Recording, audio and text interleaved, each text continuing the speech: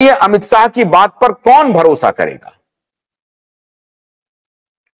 और यह मामला बेहद महत्वपूर्ण है।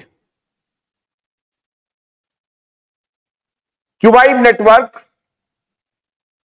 पिछले 1 साल से इस मुद्दे को उठा रहा है, जन अदालत लगा चुका है, जन अदालत के माध्यम से सरकार तक संदेश पहुंचा चुका है। हर 2 दिन, 4 दिन, 5 दिन, 10 दिन पे आकर के आपसे गुहार लगा रहा है, क्योंकि कोई मीडिया संस्थान सहारा निवेशकों की बात को उठा नहीं रहा है। कोई मीडिया संस्थान नहीं उठा रहा है, कोई खबर नहीं छप रही है।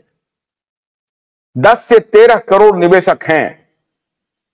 अच्छा, अब तो यह भी बात साबित हो गई, सहारा प्रबंधन ने कह दिया है कि हम अपनी प्रॉपर्टी बेच करके लौटाना चाहते हैं। लेकिन सरकार की ऐसी बंदिश है कि सरकार की तरफ से जब तक आज का हाल ऐसा है कि अगर आपके साथ सरकार नहीं है तो आप कुछ भी नहीं कर पाएंगे। बड़े से बड़े बिजनेस घरानों की हालत वैसी ही है। जो बिजनेस घराने सरकार के साथ नहीं हैं, वो किसी प्रकार से बिजनेस के मैदान में टिके हुए हैं, अन्यथा वो खत्म होने के कगार पर है।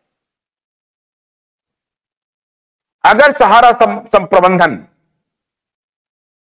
ये कहने के लिए तैयार है, ये करने के लिए तैयार है कि साहब हमारी जमीन बिचवा दीजिए, हमारी प्रॉपर्टी बिकवा दीजिए, हमारी प्रॉपर्टी बिकने के बाद जो भी पैसे मिलेंगे हम निवेशकों को दे देंगे, क्योंकि जो डिमांड आया है वो 82,000 क्रॉस कर गया है, 82,000 करोड़, संभवतः 1 लाख करोड़ के आसपास हो गया है। तो जो कुछ भी सहारा की प्रॉपर्टी है उसको बेच करके सहारा प्रबंधन पैसा देना चाहती है। तो फिर सरकार क्या कर रही है?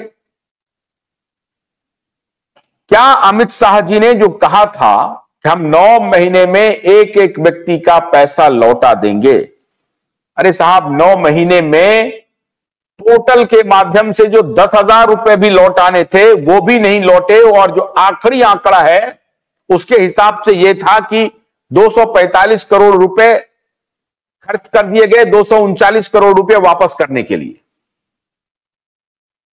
ये जनवरी का आंकड़ा है, 10 जनवरी की बात मैं बता रहा हूं। 10 जनवरी से लेकर के आज 17 फरवरी हो चुका है। 1 महीना 7 दिन बीत जाने के बाद भी सरकार के तरफ से कुछ भी आश्वासन नहीं आया, कुछ भी आश्वासन नहीं आया। अब जब भी मैं सहारा निवेशकों के दर्द को सुनता हूं, जानता हूं, एक पत्रकार होने के नाते हमसे जो कुछ भी बन पड़ रहा है हम ये करना चाहते हैं। सवाल है कि इस देश में जो नॉन बैंकिंग फाइनेंशियल ऑर्गेनाइजेशंस हैं उस सबको अनुमति किसने दी थी? अनुमति सरकार ने दी थी, और सरकार के अनुमति के बाद ही कोई प्राइवेट व्यक्ति या इंस्टीट्यूशन फाइनेंशियल ऑपरेशन में पब्लिक डोमेन में उतरी। निवेशकों का तो कोई दोष नहीं है। निवेशकों ने तो देखा कि हां भाई कानून सम्मत ये हमसे पैसे मांग रहे हैं, हम इनको पैसा दे रहे हैं और ये अपना कारोबार कर रहे हैं। बहुत हद तक वो कारोबार कई सालों तक वो कामयाब भी रहा, लोगों को पैसे मिलते भी रहे। लेकिन बाद में इन्हीं सरकारों ने ऐसे बिजनेसमैन को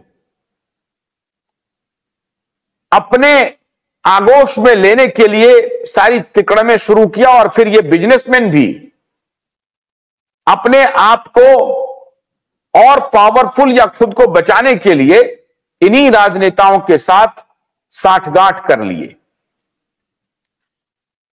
जो पार्टी तब पावर में थी उनसे साठगांठ करने की कोशिश की गई कुछ दलालों के माध्यम से, और जो पार्टी अब सत्ता में है उनसे भी साठगांठ करने की कोशिश हो रही है।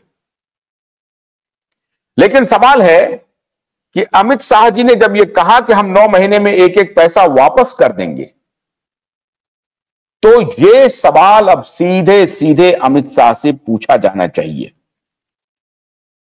भोलानाथ का ब्रश कटर एक बैटरी से चलने वाली मशीन है जिसका चार्जिंग समय 3.5 घंटे है। इसे हम 6 से 8 घंटे बिना रुके चला सकते हैं। एक बार चार्ज करने पर ये 16,000 स्क्वायर फीट गेहूं, चावल, बजरा, जोवर के खेत काट सकता है, जबकि इसी कार्य को पेट्रोल ब्रश कटर 1,000 रुपए पेट्रोल का खर्चा करता है।